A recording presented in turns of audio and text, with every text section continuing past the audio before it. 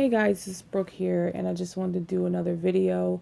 Yesterday was the launch of my website, so please check out my website, and the video is on the top of my page, and the link to my website should be, I'm going to put it in the description as well.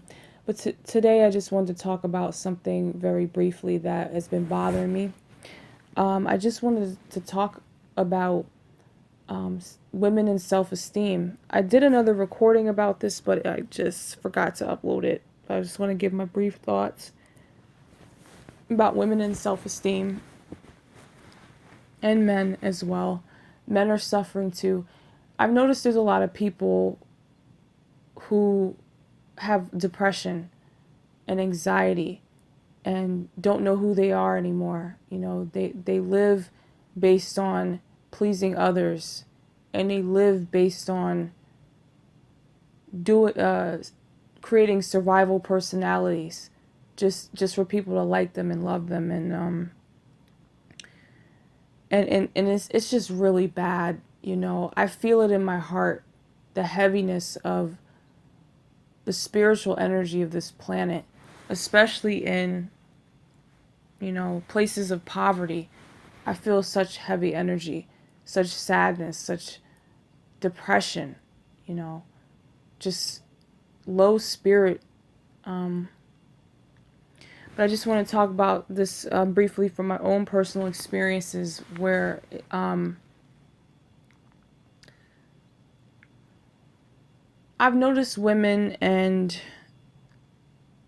the rate of suicide and gender confusion and beauty obsessions and eating disorders and social media addiction and vanity and narcissism is just at an all-time high right now.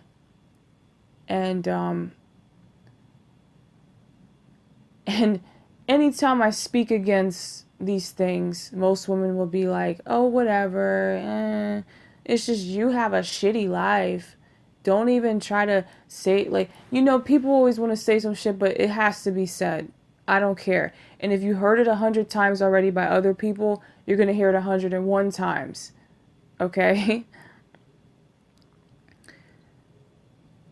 Self-esteem is a feeling that you feel when you're secure in yourself.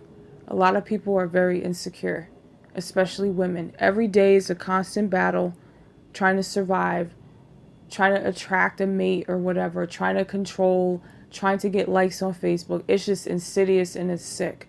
Just being a female in general is a very tough experience. And I'm pretty sure the male experience is just as bad in its own ways, but just being a female is rough. But let me just get into a brief background of me again. I did a video explaining like how I was a tomboy, very, very tomboyish when I was younger. I still am very tomboyish, but, you know, I had to balance out the masculine and the feminine energy. And I'm trying to find more of a middle ground with myself. Acknowledging the fact that I am a woman. I am born into a female body. And I have to acknowledge that and accept that and work with it. But back in the day, you know, I used to be into, well, I was into video games and nerdy stuff, and I like to, like, you know, I was into sports and athleticism and going on adventures. Like, I just like going places, exploring stuff and studying nature and things. And there's nothing wrong with these things, but I hung out with guys a lot. I hung out with guys a lot. I did not hang out with too many girls. I did hang out with girls, but the thing about girls that really, like, I stopped hanging out with them is all they wanted to do was gossip and talk shit about other people's clothes and drama and stuff like that. And I just wasn't into it. I'm like, nah, I'm not down for this bullshit. So I hung out with guys more because we could have fun, play video games, laugh, talk. Like, I wouldn't have to be so cordial about the way I say things, like, oh, you cursed, and oh my goodness, you know, like, I could actually be myself more around guys. But here's the problem, and a lot of tomboys go through this problem. It's in the movies. You know, I'm pretty sure someone's, been there, done that, right? So here's the problem that I kept happening to me when I was younger. So I wasn't into getting my nails done, my hair done. I didn't care about my clothes. I cared about washing and showering and stuff like that, but I didn't give a crap about my clothes. I didn't wear clothes that fit me. I wore really large clothes. Um, my hair wasn't really done properly. It was all over the place, so I just didn't give a crap. But I was like, it's whatever. I was having fun. Like, the thing is, I might have looked like shit, but I had fun. Like, I was enjoying my life. But here's the deal. Sometimes I'd be so, like, cool with the guys, like, they would forget I'm a chick. And I would forget I'm a chick. But then they start talking about girls. Like, damn, this chick is hot. She has perfect tits, perfect body, and all this stuff. And I'd be sitting there like, man, I don't fit any of these standards. I don't fit the standards of beauty, not even by a long shot. And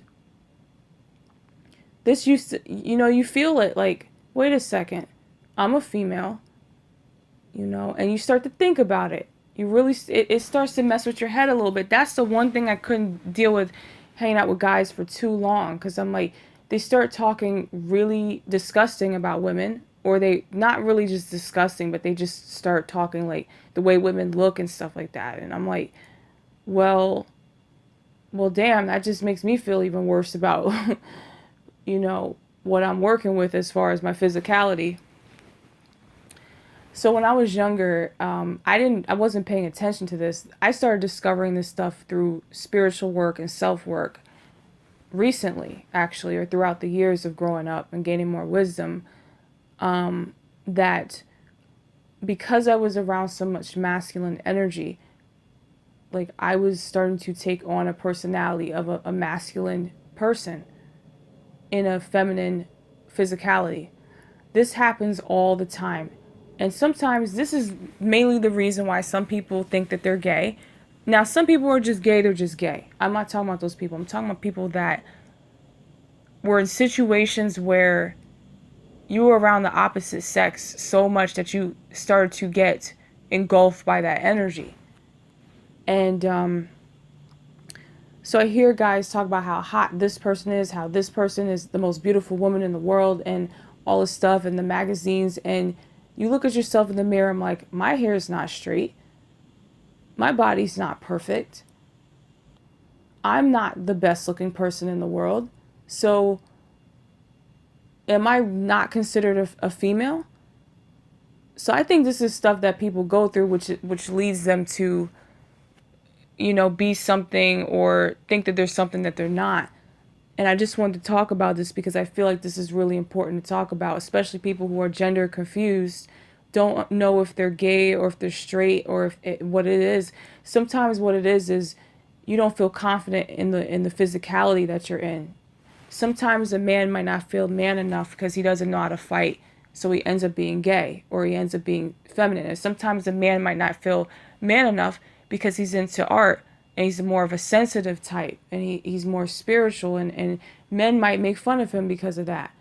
Situations like this happen every single day, and that's why people's self-esteem is messed up, because we have to fit these standards. Oh, if you're a man, you got to be making all this money. You got to know how to fight. You got to have the biggest dick in town or whatever. And if you're a woman, you have to have the perfect body and the perfect hair. And you have to have these measurements. There's actually measurements for what they define as the perfect woman. I forgot the measurements. There's a bust size, waist size, and hip size that if you don't fall into that, you're pretty much not the standard of beauty. And the majority of women don't fit that. The only women that really fit that are people who are photoshopped, who get plastic surgery, or is just really, really lucky genetically, I guess, fit these kinds of standards. But most of the world doesn't. The average person doesn't fit these standards, unless they worked out or something. Like, you had to put some type of work into it. And there's so many people killing themselves. There's so many people committing suicide, spiritual suicide, mental suicide, emotional suicide, and sometimes, sadly, physical suicide. There are people getting tons and tons of plastic surgery to look like the people they see in the magazines, and the people in the magazines aren't even real. It's a bunch of Photoshop, airbrushing, blur tool, smudge tool, all that bullshit. They even have programs where you don't even have to use Photoshop. They'll just fix you as soon as you take a picture. They'll clean up your face and everything. I'm sick. I'm really sick of this shit. I really am. I'm not sick of it because we have to survive. You know, beauty is a survival mechanism. The more beautiful you are, the more people treat you better. People want to invite you places. I'm not used to this. I mean, you know, I'm a very real low-key person. If you want to hang out with me because you like me, not because I'm a commodity or because, oh, I'll add flavor, I'll add beauty to the group or whatever, some bullshit. Like, no. That's probably why a lot of people don't fuck with me like that, because I'm the realist. The only people that fuck with me are real people. Fake people be like, I don't think I want to hang out with her. She's too cynical. She just talks about too much stuff that no one wants to really look into, I guess. So yeah, people in their self-esteem, man, I mean, it's bad. People be smiling like they got it like that, and then next thing you know, you don't know anymore. You don't know, like, the people that are smiling the most are probably crying the most inside, trying to survive in this world, trying to be the best, trying to make the most money, trying to be the most beautiful. I mean, I've seen women do some horrific things to their body trying to get that 15 minutes, man, trying to get love, trying to get validation. I was one of them. All kinds of bullshit. Like, I didn't go as far as starving myself and stuff like that, but I worked out in the gym till I messed up my own ankle trying too damn hard to fit some bullshit standards when I just said, you know what? If I'm ugly, if I'm black, if I'm white, if I'm whatever, I have to just accept what I got and keep it moving. Do the best with what you have. You know, I was a gym freak, and then I would be in the gym so much, watching what I eat, making sure I did this and worked on my stomach this, and make sure it's a true, like, I know what I'm talking about because I lived it. I mean, I love the gym. I love the gym simply because I love exercise. I think exercise is fun. But it got to a point where it became an obsession. Like, if I don't go to the gym, I'm going to feel sick. I'm going to feel sick. And then I look at my face 10 times. And oh, well, if I went to the gym, my face would be, you know, it would be glowing because I would have sweated out all the bullshit that's in my body. You know what I'm saying? Like, it was insidious. That's why I'm saying, like, look, you want to work out, you want to get in shape, you want to do martial arts, that's good. But don't let it become an obsession. Don't let it consume you. You know, you should be working out because you want to feel better and do better. Not just because I got to impress the person that dumped me 10 years ago or some craziness. Like, you know what I'm saying? That insecure shit. You know? Oh my God. I just pray for people's self-esteem that it gets right, man. Because, and I pray for people's gender confusion. Because I was one of those people that I really thought that maybe I am gay. You know, maybe I am, like, I just can't be good. I'm not good at this being female thing. I'm just not really great at it, you know. I'm not great at not cursing or talking like a sailor or keeping it 100. Like, I'm just not good at being female. But then when I had conversations with my higher wisdom and the Most High, they said, listen, there's nothing wrong with the shit you like. If you want to play ball or if you want to ride your bike or if you want to, you know, do what you do, that doesn't make you any less of a woman. You're just a woman who likes action. You're just a woman who likes to, likes other things in life. And there's nothing wrong with, you know, getting dolled up sometimes too, because that's tapping into the feminine as well. And once I tapped into that, then my life was different, you know. It was different. That's all I gotta say. But I had to find the balance. And I think a lot of people, you gotta find that balance within yourself. it's a tough journey. But there's so many people trying to just be perfect. And I got some news for you. As long as we're in the matrix, there is no perfection. You're never going to be perfect. You're never going to be perfect. You can get as close to perfection as you can. You can get all the pussy in the world. You can get all the men to worship you. But at the end of the day, we're all going to die. I know that sounds fucked up, right? Damn, that's probably why nobody wants to hang around me. It doesn't matter, we're all gonna die anyway. Let me just try to rephrase that just a little bit better. Do the best you can with what you have. I'm a gym freak, but I also smoke cigarettes when I'm depressed. That kind of is counterproductive. It really is. But you know what? That's how I knew that. It wasn't just the gym. Because when you're in the gym I want to be like such and such. She's so beautiful. She's so perfect. Everyone likes her. And you're in the gym and you're obsessed. You look at the magazines and stuff and, oh, okay, instead of trying to get right with your health, you're more into the narcissism. And I'm just telling people, please don't fall into that. It is a serious addiction. Gym addiction is real. You go to the gym every time you go, you know, I got to work on this. And if I don't work on this, I'm going to feel sad for the rest of the day. Like, it's real. You know, there's so many obsessions and addictions. You know, I just hope this helps somebody. Like, I know I'm all over the place with this one. Sometimes when I'm speaking from the heart and spirit, my thoughts are all over the place, scattered. That's why I keep telling myself I have to write things down so things can sound like it makes more sense.